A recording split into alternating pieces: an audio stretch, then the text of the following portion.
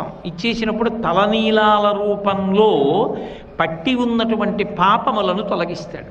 రెండు, ఆయనని మనసారా ఒక్కసారి స్మరించారనుకోండి, నిజానికి మీరు భౌతికంగా వెళ్ళి నిలబడినప్పుడు చేసినటువంటి దర్శనము వలన వచ్చినటువంటి ఫలితము కన్నా 1,000,000 రెట్ల ఫలితాన్ని కట్టబెట్టి పాపములను తొలగిస్తాడు. అందుకే స్మరణాత్ సర్వపాపఘ్నం.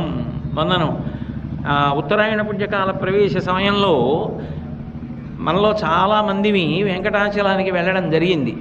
అందున ఉత్తరాయణ పుణ్యకాల ప్రవేశ సమయము అంటే అది పరమ పవిత్రమైనటువంటి కాలం. అటువంటి కాలంలో స్వామి పుష్కరిణి స్నానం చేసి వెంకటేశ్వరుడి దర్శనం చేసుకోవడం అంటే అంతకన్నా జీవితంలో మహద్భాగ్యం ఏముంటుంది? బయట కనబడే భాగ్యం చాలామంది దగ్గర ఉండొచ్చు, లోపల కనబడే భాగ్యం కొంతమంది దగ్గరే ఉంటుంది. అది బయటికి కనబడే భాగ్యం కాదు అది. కాబట్టి ఆ వెళ్ళినప్పుడు ఆ స్వామి పుష్కరిణిలో స్నానం చేసి